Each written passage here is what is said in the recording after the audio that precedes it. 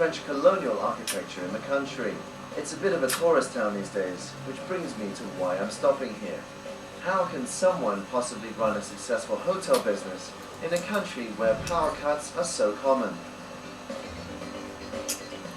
According to UN reports, only 1 out of every 5 Cambodians has access to electricity, and the large majority of those that do live in the capital, Phnom Penh.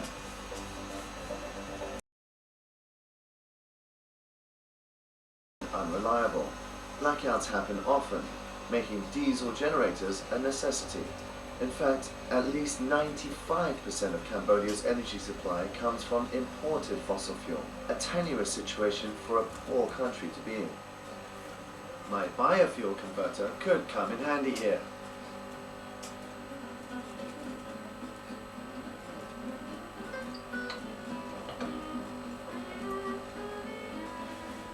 So I've been told that this is one of the hottest places to stay right now. Oh, carry me there! It sounds very French. I think it is French.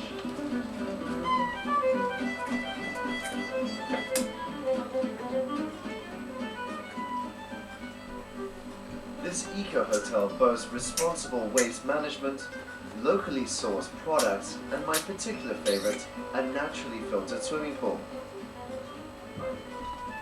Energy-saving technology has considerably reduced this hotel's reliance on the national grid. Its French owner, Mathieu Damperon, explains the super low-cost air cooling system to me. This is a concept come from Canada. You can use it to have hot air in your house or cool air. It's up to you. Hot air or hot hair? Hot hair. This is the secret. It's very small. It's a fan, just a small fan, only 12 watts per hour. It's very easy to use. We will bring the air from the top, go underground, and after arrive in your bungalows. This sucks the hot air down, pumps it somehow into the bungalow, and it gets 2 to 3 degrees cooler once it's inside. Exactly. But I don't hear a pump. No, we just need a fan, small fan, down here, and one into your room. Oh, come on. Okay. A typical small fan will use less than 50 watts per hour of energy. An air conditioning unit will use at least 1,000 watts per hour. Mathieu is making a huge saving. And this is a pipe arrive in your room. You have just another one fan here, and the fresh air arrive from down. So it doesn't look very glamorous, but you can see how simple technology really reduces the energy consumption of the place. Because last night I didn't turn on my aircon, and it was very cool. So it's really very effective. And obviously the French like fresh air, fresh hair. And here's that chemical-free pool, which, like the air cooling system, makes optimal use of natural resources. We use the plant for the water filtration. It's a natural pool. This concept comes from Germany. This is the first in Cambodia. There's no chemical product inside. Do you have to have special plugs, or is this just a common kind of plug you find locally? We use the plant from Cambodia. You can build this kind of pool all over the world.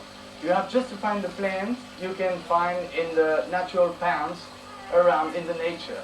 And if the water is clear, it means these plants have capacity for filtration. After that, you bring the plant here. You have the heart of the pool is here. Come down. Oh, wow. Hey, there's a little secret door. Down the hatch. Allez-y. La résistance, huh? This is really cute. You have the pump and the filter. That's it. Yeah. And with that, we send the water in the bungalows, in my home, in the boat. And the water comes from 2 ponds I have each side of the land. This is the water from the rain. We recycle the water from the rain. We don't use the water from the town because there's too much chemical product inside.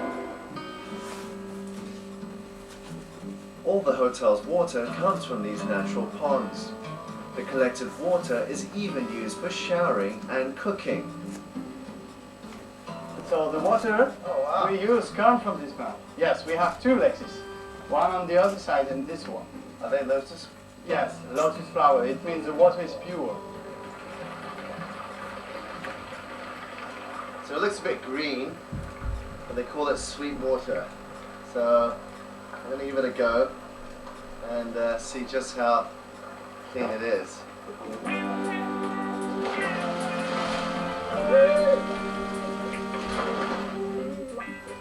water tastes amazing, like no chemicals, nothing.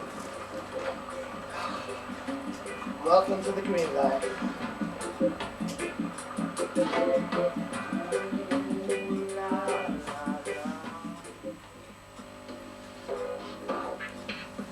Mature has set up a visit to a local farm for me. I'm told just a short walk through the town is a train that will take me to it. And the train turns out to be more fun than I ever expected. Hey! No, stop! This is the legendary bamboo train. These railway tracks were built by the French in the 1920s for steam trains that transported bananas and coffee. Hi, can I get on? Okay. The bamboo trains came about after the Khmer Rouge fell, made out of old tank parts and recycled motors for motorbikes, rice harvesters and tractors. It's incredible how he's put together this two-stroke engine, managed to get this belt wrapped up to the wheels. It's a cheap, fuel-efficient way for locals and tourists to get from town to town. And adrenaline rushes come for free. Whoa! Oh, what happened? We just hit an anthill on the side, so we nearly went flying onto the actual tracks. My heart's beating a little fast, and I'm looking for the seatbelt, but the driver soon got us up and running. Literally. Let's get going! Train hopping! Woo! We're back on track. This is certainly a more efficient way to get to the farm than driving my car. It's just 10 kilometers by train, but would have been 25 kilometers by road. Okay, so it took an hour and a half more, but I'm just thinking of the fuel I saved and the fun I've had. Oh, we're here. Okay. Tran. Thank you very much. It ain't the Orient Express exactly, but if you want a unique way to see the Cambodian countryside, this is it. The 1,500-kilometer road trip to Cambodia on biofuel seems less extraordinary now that I realize the complex energy challenges that most Cambodians face every day. To really understand day-to-day living here in Cambodia, I'm on my way to visit a rice farming community. Rice is the country's main crop, making up almost 85% of the cultivated land. Rural areas are hardest struck. Less than 30% of Cambodia is electrified, one of the lowest rates in Southeast Asia. Hi, Pong. How are you? Good, thanks. Yeah, this is my owner's house, my uncle. Hello. Departe. For the other 70% of the country, electricity can only come from burning expensive diesel. Low-cost, renewable resources undoubtedly have huge potential to make a big difference to the quality of life here. Many people, they have not enough money. They cannot buy the power, Right. so they can not use any more power from their bottom up. Right. So anytime when at night time, they have to buy the candle, or they make the lamp from the gas. They put in the can and they make the flame. So yeah, like So this. people around this area are still quite poor. Yeah.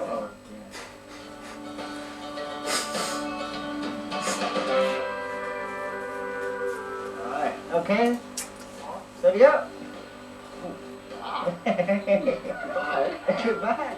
As we head out to the rice fields on the ox-powered cart, I can't help thinking how much imported energy per year could be saved by having a rice husk bioenergy plant in Cambodia. Rice husk can be used for making biogas for electricity generation and bioethanol to supplement or replace petrol.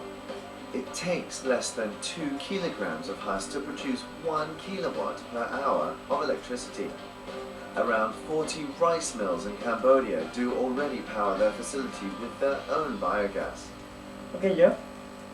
This is a rice paddy, and now the people just to make the harvest. You know, most often they make only one time a year, especially on the raining time, because you got the water from the sky. Yeah. Because we get our rainwater for irrigation rice field.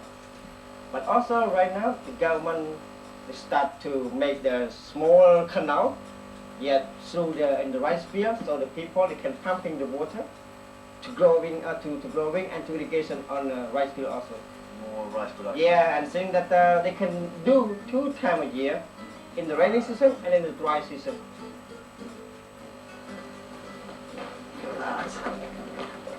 Hey. Hard day's work. Yeah. Very good. Yeah, okay. So by channeling rain from the monsoons through a man-made canal system, the farmers will be able to irrigate their crops in the dry season, almost doubling production. Fantastic! Nature and commerce working hand in hand. And on my way back to the hotel, I spot some of the canal construction that's already underway. It's time for me to pack my bags and leave Battambang, but I need more fuel. Do you have any waste cooking oil? I have no trouble getting used cooking oil at this eco-friendly hotel, and it may well be my last collection before I hand over the converter to the orphanage in Siem Reap in a couple of days. Oh, it's free. Oh yeah. Yeah. It's so easy for me. So that was the easiest it's ever been, getting some waste oil, but I've got it and it's time to make some biodiesel. Into the converter goes my waste cooking oil. I set the unit to heat the oil to 70 degrees. Once it's up to temperature, I add chemicals to refine the oil. The hardest bit? Well, I have to wait 2 hours for the chemical processes to work their magic. Inside the tank, the catalyst I added is separating the glycerine content, effectively thinning my fuel to make it usable in my engine. Cât mai e unul? 25 de Voila, bani? biodiesel. Ia, deci de 3 lei. Aha. Bine. I'm on the last leg of my journey to Siem Reap now, but along the way, I'm going to stop by one of Cambodia's most impressive natural features, Tonle Sap Lake, where the Chonkanese community rely totally on the lake for their food, water, and housing. Much of the community lives in floating houses and have no choice other than to live here. They can't afford land. I seek out the commune chief, who takes me to see some other housing on stilts on the shores of the lake. Oh.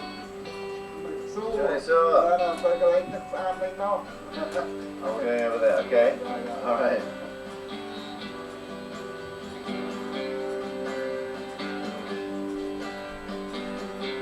So Pegna was just telling me how in the wet season this lake is entirely covered, but when we go into the dry season like we are now, they actually use it to plant rice. And you can see how they built up the rice paddies and created these small little ponds for their own subsistence farming.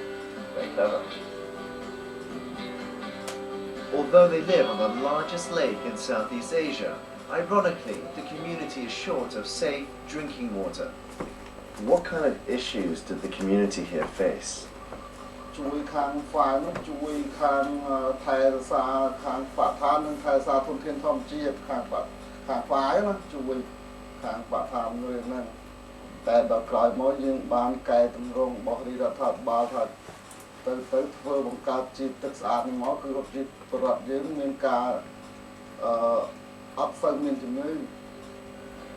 the Chongnese now have access to clean water, and fewer people get sick, but the lake itself is still heavily polluted. It is the only place they can put their waste. There's plastic everywhere.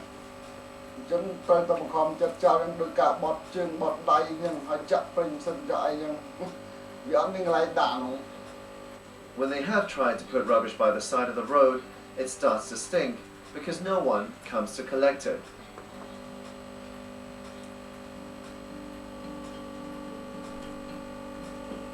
see the situation for myself, I need to travel across the lake to the floating houses. This lake feeds millions of people. Swells from the Mekong River flood the plains during the monsoon season, providing the breeding ground for Tonle Sap's bountiful supply of fish. More than 3/4 of Cambodia's freshwater fish catch comes from here, and it's estimated to feed not just the lake's locals, but more than 3 million people. We're passing by the floating houses on Tonle Sap Lake. It's quite a spectacle to see. You can see right into the houses, you can see the babies jumping into the water, you see people cleaning themselves, see the dogs. It's fascinating. Tonle Sap is also home to many ethnic Vietnamese who've emigrated to Cambodia over the last 50 to 100 years. With precious few resources themselves, this is not always to the liking of the native Cambodians. So I'm going to go and visit one of the families here on their floating houses and get an idea of how they live. Hello, can I come in? Yeah, come here.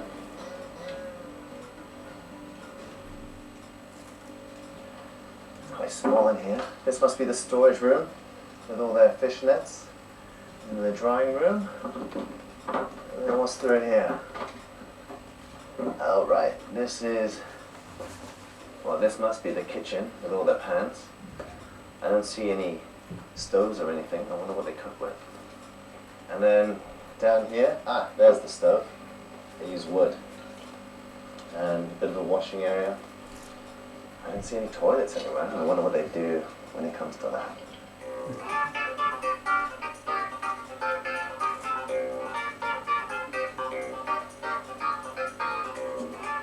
Oh, I see.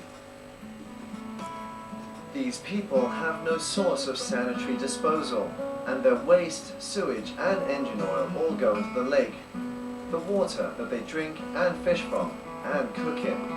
The owner knows about the water supply station where they can buy clean water, but says it's pretty far away. I decide to pay a visit. So this is where the local people come and buy the fresh or filtered water, as opposed to drinking the river water, which is contaminated. The filtration station was provided by an NGO. This system has no impact on the environment because it's powered by solar energy. So, as I understand it, they suck in the water here, comes in through this chlorine mixer, and that gets rid of all that bacteria in the water. And it comes through here, and some sort of electrolysis is going on, which is powered by a solar panel on the roof. That then cleans up the water even further, which then goes out to the tanks over there, where the water is ready to be collected and drunk. So this is where you pump the clean water for the clean water. Okay. Beautifully clean. Yeah, very clean. 4 hours of a bit of filtration, a bit of UV. That's what you get, huh? I've decided to buy some water to distribute to the community and help to spread the word at the same time. Hi, here's some fresh water for you. The sad reality is that when one family member is sick, the whole family suffers from loss of income. And without education, any plans for change are just that. Only plans. What I've found so far is that most families think it's too far to go to the filter station to get the clean water. So I've got one more bottle of water, and I'm going to go to the family that I visited before and give it to them. Okay. Hello. I don't think anyone's home. Just as we were about to leave, some of the family arrived back home.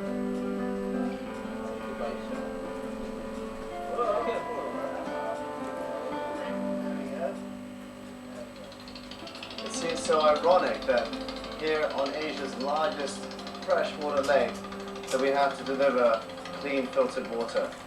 It just shows you how easy it is to ruin our most precious resource.